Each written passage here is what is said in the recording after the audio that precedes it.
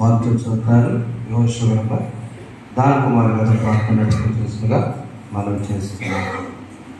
ప్రభువును ప్రియమైన దేవుని బిడ్డలారా, ప్రభువైన యేసుక్రీస్తు నామములో మీరెల్లరికూ ఈ సాయంకాల శుభములు వందనములు. అందరికీ వందనాలు. Praise the Lord. దాదాపు అందరూ వచ్చారు, ఎవరు కొద్ది మంది తప్ప థ్యాంక్ యూ వచ్చారు. అందరు కలుసుకున్నాం.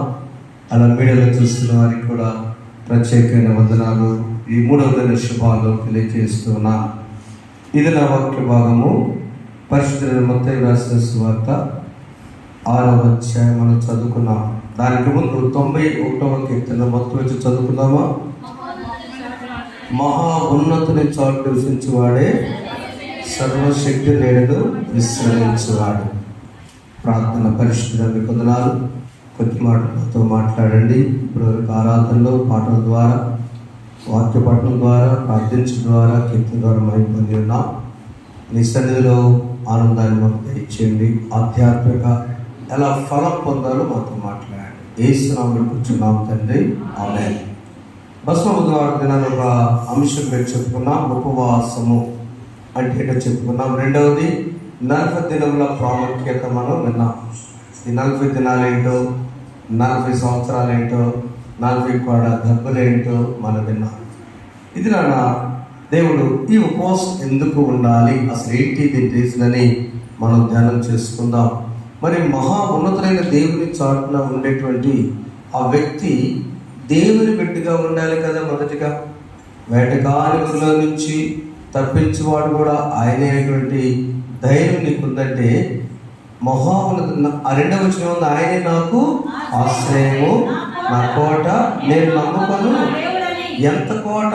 7వ వచనం ఉంటుంది, నీ ప్రక్కను 1000 మంది పడినను, నీ ప్రక్కను 10,000 మంది పడినను అపాయం లేదు.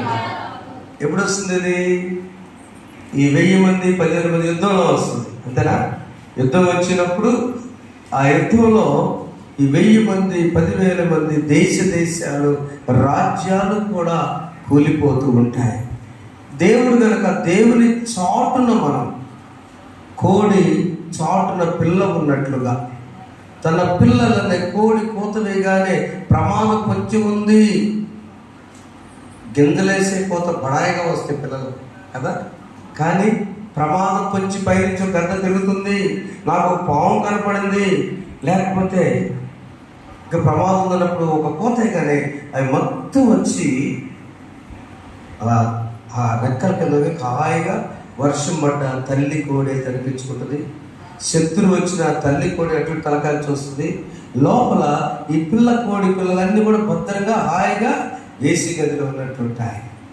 మహా ఉన్నతుడైన దేవుని చాటున. అందుకని పాడతాం కదా, మహోన్నతుడా నీ కృపలో నేను నివసించుతా, నా జీవిత ధన్యతయున్నది.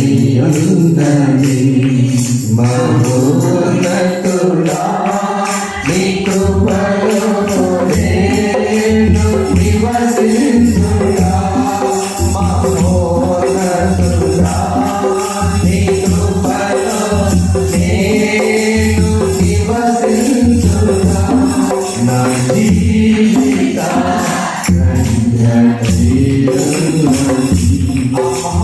దేవుని చాటుంటే 14 వచ్చినము ఎట్లా ఉండాలంటే, మనము ఆయన ప్రేమించే వ్యక్తులుగా ఉండాలి. సింపుల్. నీకు సెక్యూరిటీ కావాలన్నా, నీ 1000 మందిపై విజయం రావాలని. ఈ రోజున మొదటి అంశము ఉపవాసం ఎందుకున్నారంటే, విజయము కొరకు. దేశాల విజయమైన, యుద్ధంలో విజయమైన, జీవితంలో విజయమైన, ప్రయాణంలో విజయమైన, నీ ఉద్యోగంలో విజయమైన, నీ సంసారంలో విజయమైన, ఏదో ఒక యుద్ధం ఉంది. కాబట్టి నీ ఉపవాసం ఉద్దేశం ఏదనగా విజయము కొరకు. విజయము కొరకు విజయం రావాలి అంటే ఎలా ఉన్నది? ఆయన ప్రేమించే లిస్టులో ఉన్నాడు. అతడు నన్ను ప్రేమించుచున్నాడు కనుక ఆ ప్రమాదం నుంచి నేను తప్పిస్తా. అందరూ చూద్దాం. ఉపవాసం మొదటిగా ఎందుకుంటారంటే, అతడు నన్ను ప్రేమించుచున్నాడు కనుక నేను అతని యుద్ధంలో నుంచి తప్పించి విజయం కలుగు చేస్తా. న్యాయాధిపతి గ్రంథం 20వ అధ్యాయము న్యాయపరులు 26వ వచనం. మీరందరూ మీరందరూ